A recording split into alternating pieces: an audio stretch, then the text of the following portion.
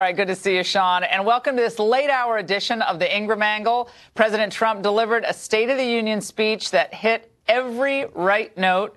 He was inspirational about the future. He was sober about our challenges, and overall came across as pretty confident in his vision. And we've got it all covered for you from every angle tonight, and that includes a superb midnight panel of experts to evaluate the many high points and moving moments in this speech. And a look at the Democrats' response. They had five separate speeches responding. Okay. We'll also look at the shocking contrast and guess. While the president honored the victims of illegal immigrant crime, the Democrats invited their so-called dreamers. But first, some highlights from tonight's State of the Union address and, of course, the response. I call upon all of us to set aside our differences, to seek out common ground, and to summon the unity we need to deliver for the people. We have created 2.4 million new jobs. African American unemployment stands at the lowest rate ever recorded. There has never been a better time to start living the American dream. And this nagging, sinking feeling, no matter your political beliefs, that this is not right. This is not who we are. The stock market has smashed one record after another. We enacted the biggest tax cuts and reforms in American history. We nearly doubled the standard deduction for everyone. The individual mandate is now gone. It's time to reform these outdated immigration rules and finally bring our immigration system into the 21st century. We are here in Fall River, Massachusetts, a proud American city, an American city built by immigrants. We proudly stand for the national anthem. We have eliminated more regulations in our first year than any administration in the history of our country. Tonight, I'm calling on Congress to produce a bill that generates at least $1.5 trillion for the new infrastructure investment. And let's support working families by supporting paid family leave.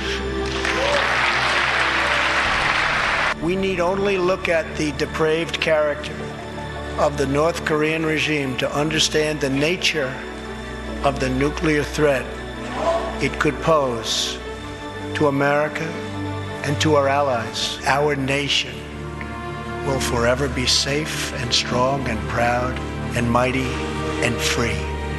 Thank you, and God bless America. Good night.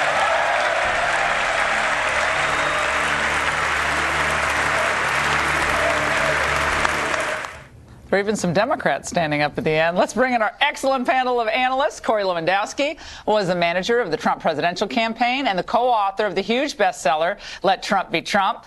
Philippe Rannis is a former senior advisor to Hillary Clinton, and Fox News contributor Charlie Hurt is opinion editor of The Washington Times. And Fox News contributor Byron York is a reporter for The Washington Examiner. Gentlemen, it's great to see all of you. Corey, let's start with you. To me, this seemed like Trump was turning the corner from, hard charging, strong, but, it could be a little dark at times. And tonight it was optimism. The sky's the limit. We can do anything for America if we work hard. I saw that turn tonight, which I think is important. Look what he focused on. He focused on reminding the American people where we were just a year ago, where the economy was and where it is today, with job creation, with unemployment for the Hispanic and black community at record lows, with consumer confidence at record highs. But also, he reminded our country that we still have problems. MS-13 is a problem, and we had victims in the gallery there whose family members were taken by these horrible people, and we have to do better. He talked about what he's done as it relates to getting rid of ISIS. 98% of the territory they covered is now gone. This was supposed to be a generational problem, is what Barack Obama told us. ISIS was a generational problem. In 1 year, 98% of their territory has been taken over. That's a lot less than a generation. It was a very good, positive, forward-looking speech. Philippe, I thought it was a robust defense of American exceptionalism. The Democrats had a hard time standing at certain parts, which I thought was odd when we talk about African-American unemployment at an unbelievable low, and you can't get Democrats standing for that? I mean, to me, that looks like you're cheering against progress. And that's why I think this new poll that came out tonight is going to put the Democrats upside down. 97%, according to the CBS poll, just came out after the speech, of Republicans rated it well. 43% of Democrats rated it good, and 72% of independents gave it a positive approval. Overall, it was 75 to 25 approving of Trump's speech. Well, I think what President Trump did tonight was he gave a traditional State of the Union address. And I actually don't mean that as a compliment, and I don't mean it as a I wouldn't snark. think so, Philippe. But I don't mean it specifically snarky to President Trump, and I'll tell you why. The man that Corey got to the Republican nomination is not the man who has done it traditionally. He has not left any stone unturned, upended, just smashed. And that has worked for him. The State of the Union, it seems to be the last bastion that he respected as is. And I'll tell you why I think that might not have been the best thing. Your numbers aside, I think what you had tonight was probably, well, I'm not going to pretend to understand the Republican base, probably a lot of people who thought that that was flat. That was not the guy that they loved out there fighting. Well, they liked it. They liked it. But you know what? Never in the history of man has someone said, hey, remember last week when the president said this in the State of the Union address? And they're not going to next week. And I actually think that's a missed opportunity for President Trump, because he's a man who has taken everything, turned it upside down, and made it work for him. He let the State of the Union go as normal, and we're going to forget about it. All due respect to the CBS poll, whoever it is, we're going to forget about it. He could have and should have just been him, because you know what? You guys think he did great. If he did that, Philippe, you would be trashing him on this panel. But you know what? Like, Donald Trump, listen, he was vitriolic, he was acerbic, he was acidic, he didn't bring the country together. But you love when I go to my crafts fairs with my friends with their coconut juice and the kale. Gosh, come on. And we complain about him with our derangement syndrome. But they're not this week going to say, you know what? Are you one of the 43% who liked him? Because I'm changing my mind. It's just whatever. Charlie. But there is a line, I think, that a lot of people will remember in a week, and that is the one about all Americans are dreamers. And I think that was obviously a very important part of the message he was trying to get across. But my goodness, I mean, looking back at when we were trying to predict how he was going to do this, of course the guy, he's such a great showman. Of course he is going to knock it out of the park in terms of using these props, these people, these American citizens that he brings in, regular, ordinary Americans who do extraordinary things. Whether it was the North Korean guy with the crutches, which was just absolute gut punch. We should show that. We have that clip. I want to show the clip.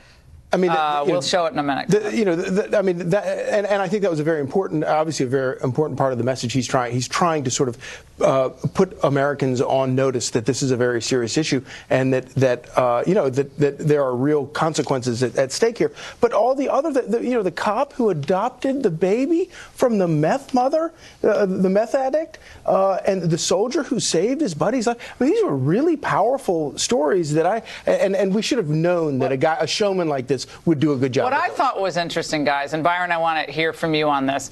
We just came off of the Grammy Awards, where the celebrity culture was so, incredibly anti-Trump, and everybody feels good by trashing Trump, and that's fine. And then he brings on, which other presidents have done, ordinary heroes. American citizens, or mothers or fathers who he mentioned, who just work hard every day to support their families, and ones who have sadly been brutalized by government failures to enforce our border. And I point to the MS-13 victims in Long Island, and those two families. Of course, I start bawling as I just couldn't hold back the tears. Watching those families, you don't often see the victims of that type of crime. You see a newspaper short article. But Byron, I'd like you to speak to that, because I thought that for women, especially watching tonight, I thought that was a really powerful testament.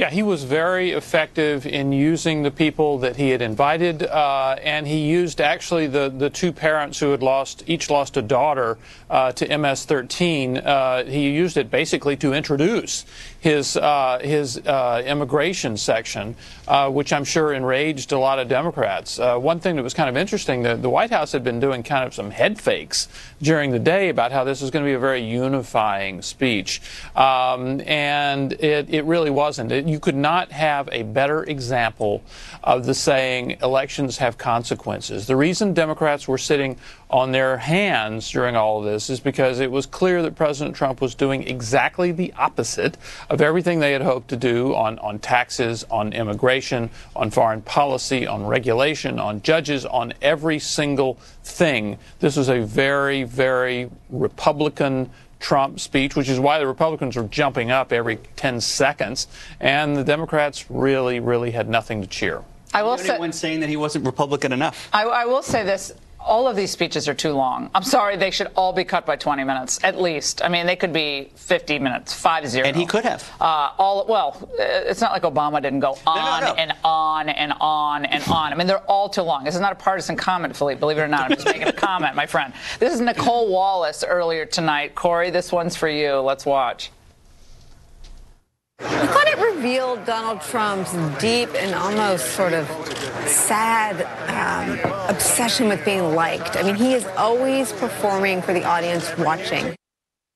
No, because people who are politicians aren't interested in performing. I'm not sure what politics she's been covering. Which part did Nicole not like when he talked about the American flag, when he talked about the 12-year-old boy who was going back and remembering the soldiers who didn't have flags at their grave? Was that the part that she didn't like? Did she not like the part that we moved the capital and recognized Jerusalem now? Which part did Nicole actually take exception with? And the answer is there is none, because the message that Donald Trump outlined tonight is the message that he talked about in the campaign, which is we're going to put America first. I know it's a novel idea to some people. I know they'd rather live in another country. I know the members of the mainstream media said they'd promise to move if Donald Trump got elected. Guess what? They're still all here. They're still all getting rich, and they don't love the fact that we have a president who's now proud to call America the greatest country in the world again. There was a part of the speech that I referenced earlier, Philippe, where the Democrats, it was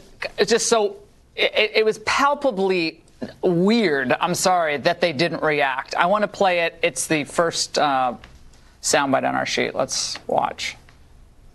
I call upon all of us to set aside our differences, to seek out common ground, and to summon the unity we need to deliver for the people. This is really the key. These are the people we were elected to serve.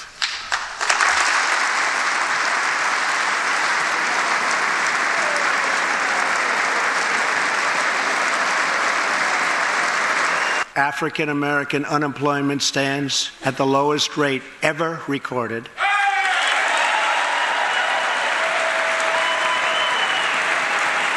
And Hispanic American unemployment has also reached the lowest levels in history.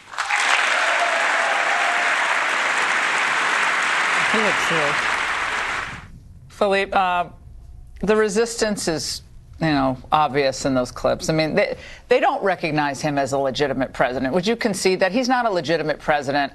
So they're just going to give up on the whole idea of governing. There's not going to be a debate about policy. There's not going to be a debate about, well, if you tweak the tax cut this way, we'd see 0.7% more GDP in the third quarter. They've dispensed with all of that. They are just not going to govern with the Republicans. That's my sense. Would and you watching rather that them reaction, express their disagreement with him the way some Republican lawmakers did in 2009 to President Obama by getting up and yelling, "You lie"? Oh, you mean one person, Joe Wilson? Well, not the entire. Believe me, caucus. if one person today had yelled, "You lie," we'd have an 18-hour special edition of Laura Ingraham Angle. This is a serious point, Philippe. There are honest entire congressional black caucus sitting down for the lowest African American employment in recorded history. Now, I can see not liking President Trump, but why wouldn't that be something that you would applaud? And my point to you is They're not afraid of him failing. They're afraid of him succeeding, because that means conservative populism of the Trump variety grows the economy and helps all people. I'm going to go on a limb and say that the Congressional Black Caucus has a better insight into what's best for blacks than the four of us. Unemployment, really? Okay. For us, and that they in total do not think that President Trump has been good for their community. I don't think that they are sitting on their hands, as you called it, to make some kind of point to spite their nose on their face. That doesn't make any sense. Charlie.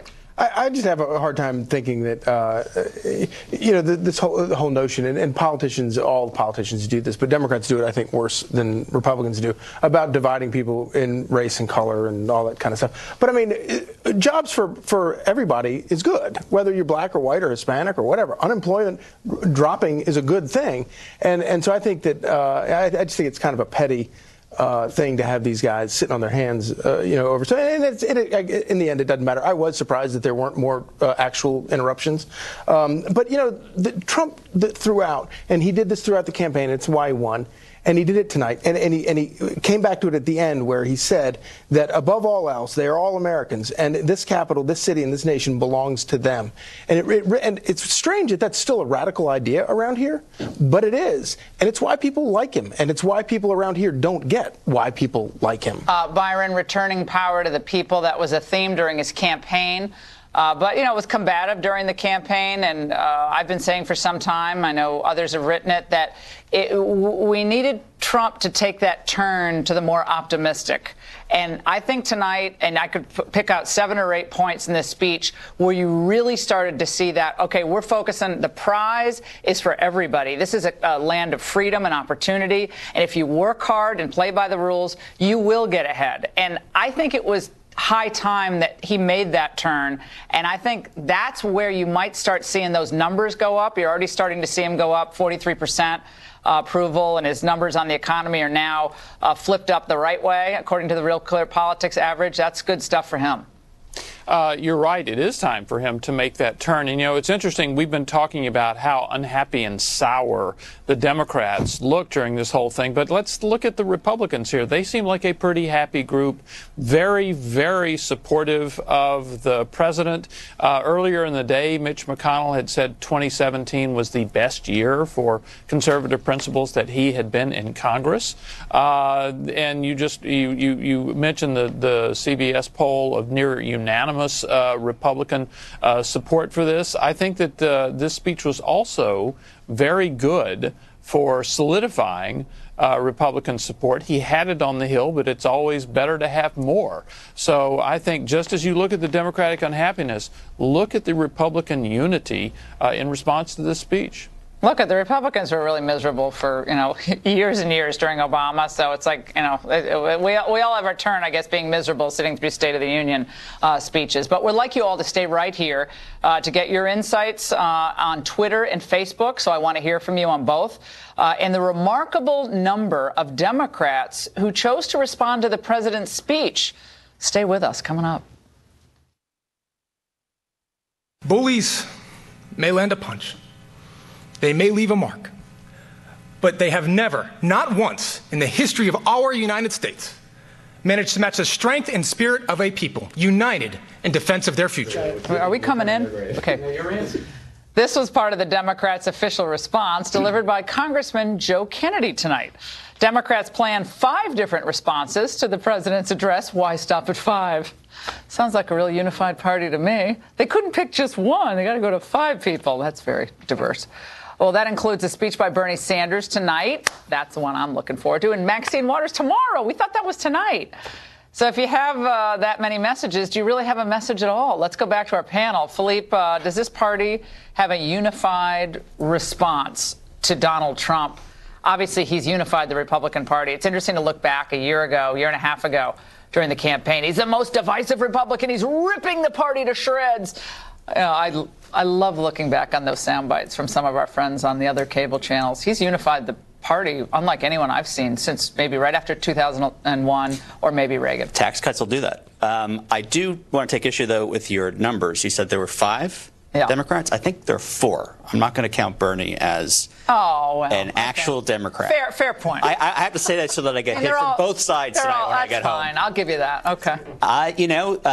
people have different messages, but you know what? 10 people can talk, and no one's going to get the attention the president does on the night of the State of the Union. Yeah, I always think the response. Well, but it's a bit of, unless you need some more water and lean over like. Oh, that was embarrassing. That was embarrassing. Remember when Bobby Jindal sashayed out? Remember that weird walk? God bless him. People are going to be talking more about why was there a car with a hood open behind him. He was sweating a lot. The sweat is hard. Remember, it's odd because it was Nixon Kennedy, and Nixon was sweating. In this case, it was the Kennedy sweat. It was interesting. They were Republicans. You're saying it, not me. But it's strange. I mean, you know, for the Democrats to trot out a young, new, fresh face. 12. How old is he? And but his name is Joe Kennedy. That's their fresh face. I thought they said the dynasties aren't a good thing. They want to get rid of. They're terrible. Get past the Clintons, get past the Bushes. Obviously. Who would you guys have put up? I'd put Kamala Harris. Someone. I would have put her out there. I think she's interesting. She's an interesting person. But I don't know. Joe Kennedy. He looked like he went to too many Tony Robbins seminars or something. There was a lot of stresses on the wrong words, and it's hard because you just followed Trump. I mean, it's really hard. I never did understand what was the broken down car in the background for. Unclear, because Fall River is known for its broken down old mills that closed down. And a Bengals thing in the back. Maybe should have had a Patriot sign back there. I don't know. Maybe we're playing the Super Bowl. I don't know what is going on. I don't even know what that is. I'm from the area. Byron, it's not fair though, because we've talked about, and I know you and I have talked about poor old Rubio or Bobby Jindal. It's Philippe said the water or the sashaying out to an empty room. It never works. So I think we should just dispense with them altogether. Just have some other type of event. Well, you can't win, and the Democrats couldn't win, but tonight.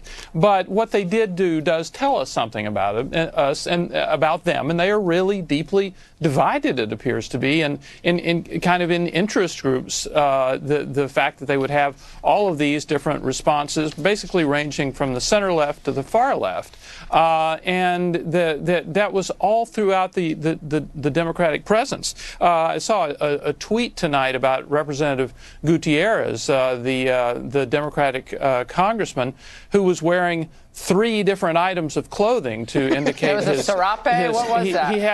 He had a Time's Up pen for sexual harassment. Okay. He had a butterfly pen for the Dreamers, and he was wearing an African cloth to protest Donald Trump's S-hole countries remarks. I thought that was there was a lot of virtue signaling going on there. Okay, I thought that was some type of. I'm not expected to defend that. Other type of embroidered blanket. I don't know. We're not a walking billboard at the State of the Union. There was a Joy Reid tweet, just for the heck of it, because it's midnight, past midnight. Joy Reid tweet tonight. This is what it is. Okay, it says church, family, police, military, the national anthem. Trump trying to call on the tropes of 1950s era nationalism. The goal of this speech appears to force the normalization of Trump on the terms of the bygone era his supporters are nostalgic for. Philippe, does that sum up the party that now we're all upset when church, family, military, and the national anthem get mentioned? Well, look, jokes aside, and back to the point I was making, is that it was a very traditional State of the Union address, and I think that's a problem because he's not a traditional president. You made that point. No, but here's why. About your party. But here's why: the words you use and the words you don't use telegraph to the government, to the people, what your priorities are. And I think the point of what he didn't say is important. Corey was mentioning, and you were saying that he really put America first. I think he put the threats we faced last or not at all. And everyone's going to jump on me the minute I say Russia, but let's forget about the memo and all that. Greg Pompeo, President Trump's CIA director, said Russians are going to screw with us. Sorry, Mike Pompeo. Yeah. Mike Pompeo is going to screw with us. Russia's going to screw with us in November in 2018. This is the position of the intelligence agencies. Why does the President of the United States not say that we will not tolerate that? If Iran were going to screw around with our elections, it would have been in the speech. If North Korea was going to be in the speech, why wasn't it? I'll just that's a fair point, I think. I might have thrown that in there. My question to you is, and I don't remember, and I might be wrong, did Barack Obama reference the 50 million personnel files that China stole from the Office of Personnel Management, among them mine and many others, and their cyber spying, their stealing of supercomputing technology, their stealing of our intellectual property, challenging us at every level? Russia's economy is smaller than the size of France. China has a larger standing army than ours right now. Russia buzzed one of our planes 5 feet away with a fighter. China threatens us at every turn, all around the not world either all the or. time. Why is it either or? Because why does because Russia not get a mention? Because you're obsessing on it for a reason for political expedience. My point I'm obsessing on it because I don't like the Russians thinking they can screw around with our election. I don't recall your party being obsessed with the Soviet Union when it was the Soviet Union. They were. This is détente central with the Democrat Party. That's all we wanted. But now it's Russia, Russia, Russia. That's all you guys can say, because otherwise you have to talk about why the economy is doing well, why consumer confidence is up, why business investment is up, and why this president is actually instilling an American exceptionalism that I think had been beaten down, frankly, for many, many years. Why does that preclude protecting us from exterior forces? I don't think he is. I don't think he is doing that. Why not say it?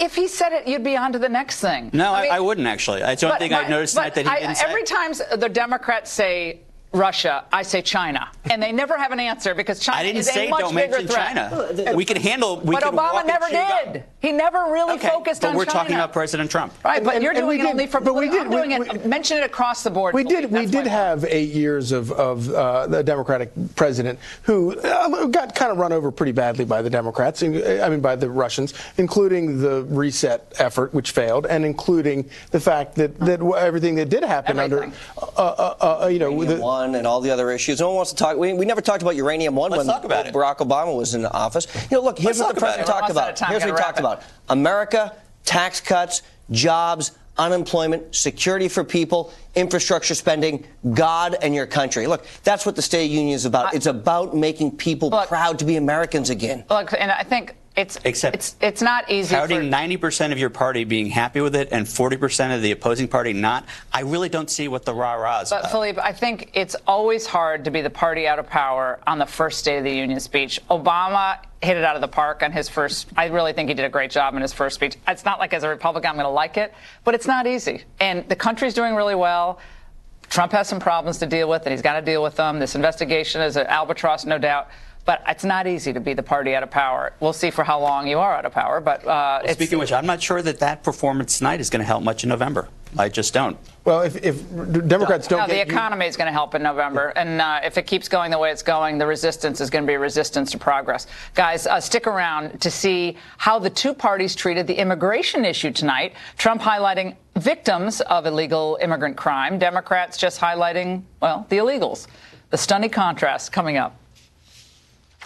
My duty and the sacred duty of every elected official in this chamber is to defend Americans, to protect their safety, their families, their communities, and their right to the American dream.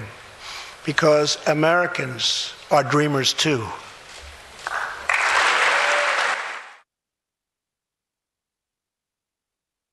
Unaccompanied alien minors, and wound up in Kayla and Nisa's high school.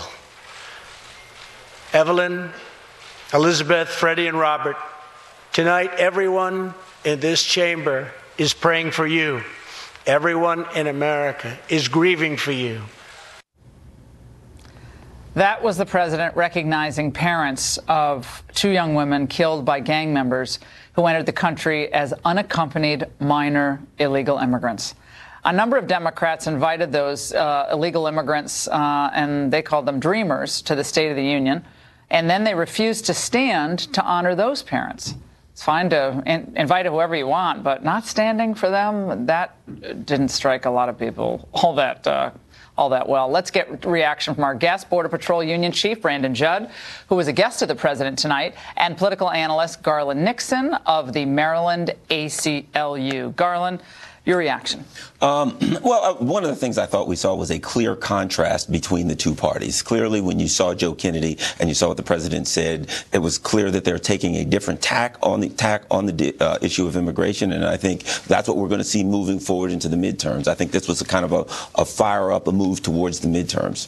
Well, I mean, the president has put 1.8 million illegal immigrants amnesty on the table. The Democrats a week ago were willing to take 800,000 people getting amnesty for some kind of deal. Now the president has upped it to 1.8 million. So to me, I mean, the president tonight looked really reasonable and saying, let's compromise, let's get a solution, something that works for everybody.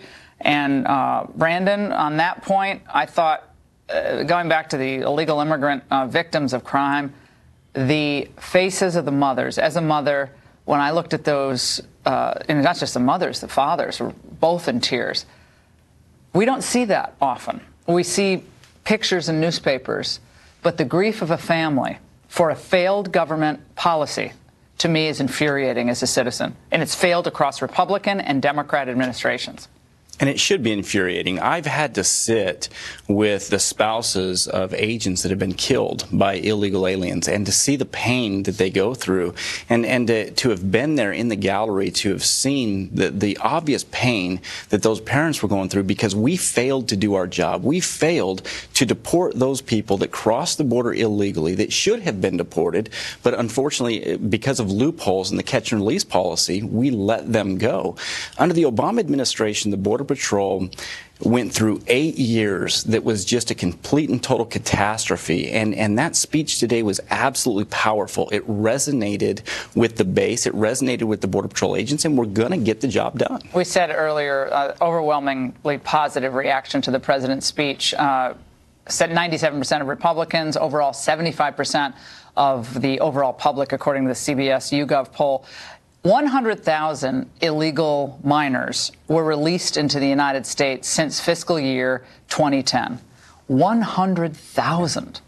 That number just came out yesterday. That's a stunning figure. Well, here's the other thing, and that is released back into the United States. When you look at what was said today, and you look at the selective choice of people who are undocumented immigrants that committed crimes, and we don't talk about the bump stock issue and 800 and hundreds of people being killed and wounded in Las Vegas. We don't talk about the mistakes that were made that caused the guy in Texas to be able to shoot a bunch of people in a church. It feels like the Willie Horton ad. It feels like you're looking over. So you don't think those parents deserve a voice? Their daughters don't deserve a voice? But I think the hundreds of people in Las Vegas and the people in all the churches. They get a lot of coverage. Yeah, it feels selectively like, okay, here's a person of color, or here's an immigrant. Let's choose this person. But if you're saying politicians don't pick and choose examples, I mean, I can tell you pretty much every politician does that. Van Jones spoke out earlier tonight reacting to this part of the speech. Let's watch. Master salesperson. He used all of those stories really well.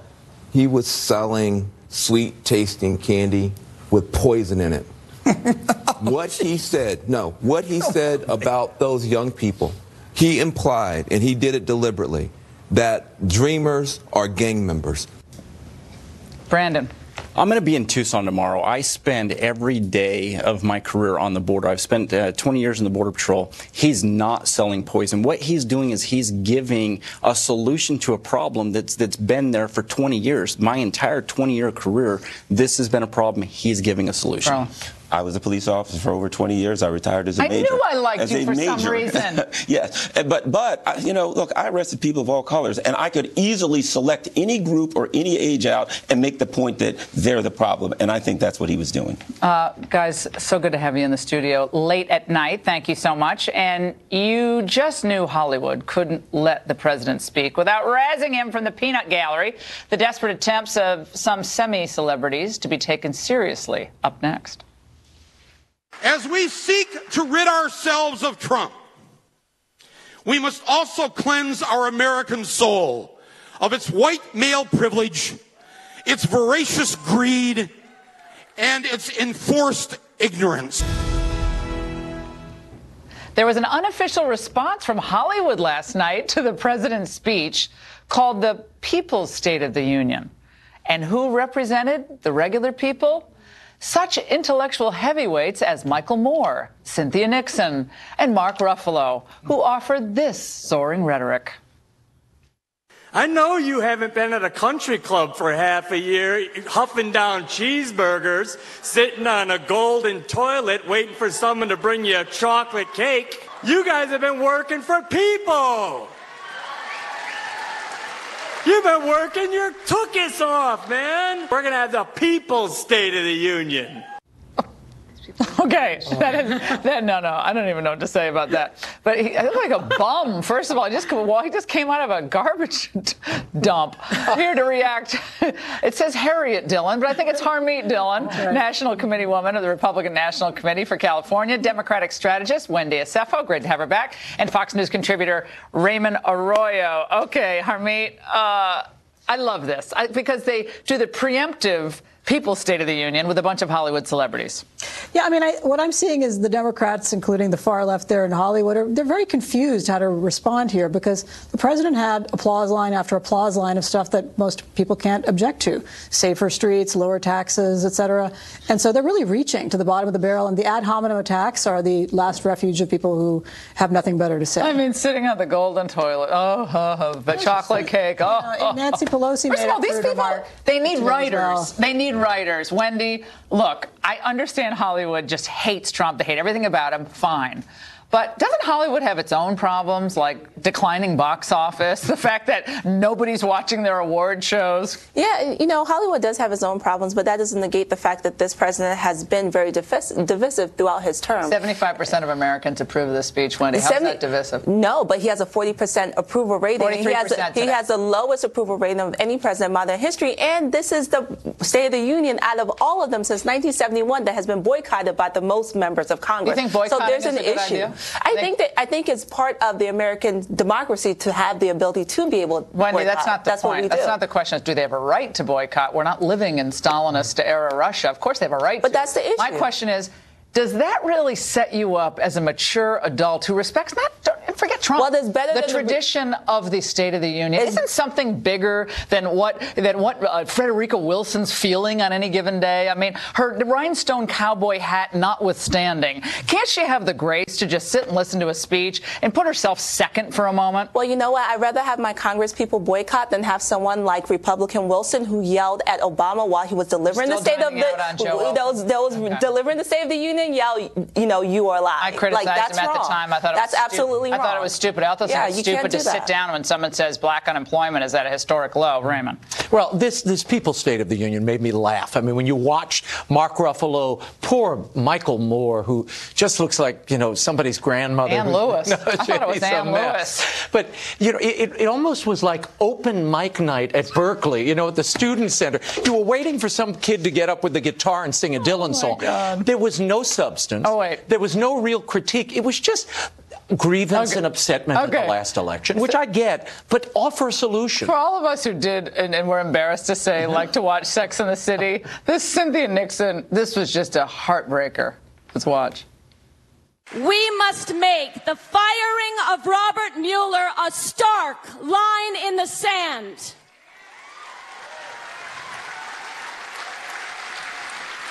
And if Trump crosses it, we must take to the streets as never before.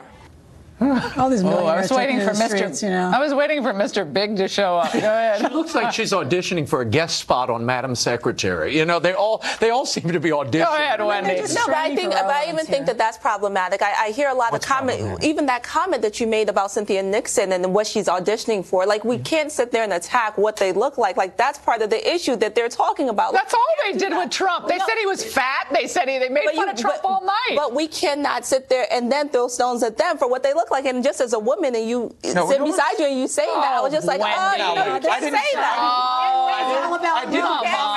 You want to dish it out? Wait, Wendy, if you want to dish it out, let's not play the shrinking violet here. We're not damsels in distress. No. Okay, like, I know it's, again, we felt this way when Obama was giving his State of the Union speech, which was a good first speech. It wasn't pleasant to be a Republican that night. And guess what? We lived through it for 8 years. And it's time for the Democrats. And Republicans didn't boycott it. They were gracious and they did their jobs. It's their job to show up. They also didn't have alternatives. One. Except for the time they met on Capitol Hill right after he got elected and said we're going to do everything to undermine the president. And we didn't have a poster that says resist. Anyway, Harmeet, Wendy, thanks for joining us, both of you. Raymond, we'll hold you over on Trump's most inspirational lines from tonight. We want every American to know the dignity of a hard day's work. We want every child to be safe in their home at night. And we want every citizen to be proud of this land that we all love so much. We can lift our citizens from welfare to work, from dependence to independence, and from poverty to prosperity. State of the Union, we continue with Raymond Arroyo. Raymond, for all of the people in the resistance who are resisting him at every turn, where's the hate in that speech tonight? They say, oh, he's a hater. Where is the hate? Well, I've heard that. I was watching some of the other networks as well. I got emails and texts from people in the music industry, folks in Hollywood, people who didn't vote for the president. They said things like, great theater, patriotic, epic. I think he moved a lot of people tonight. It was an inspirational and uplifting speech. And the Scalise moment was a great one. Oh, that turned the whole speech. He was kind of plotty until then. He talked about Scalise. He had a good time. He said, you're the legend of Louisiana.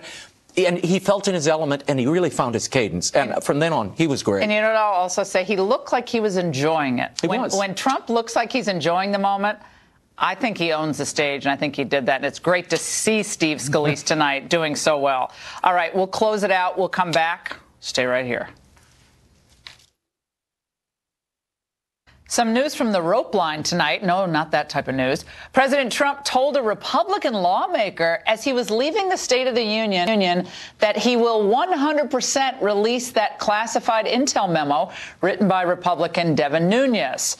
We await that release. And that is all the time we have tonight. Hit me on Twitter and Facebook. I want to hear from you, your reaction to the State of the Union. I'll see you on radio tomorrow morning, back here tomorrow night. Shannon Bream continues Fox's live coverage right now. Yeah, you've got a quick turnaround. You got to go home and get some rest, Laura. We'll hear you in the morning. Thanks so much, Laura. Hello, and welcome to Fox News at Night. I'm Shannon Bream in Washington.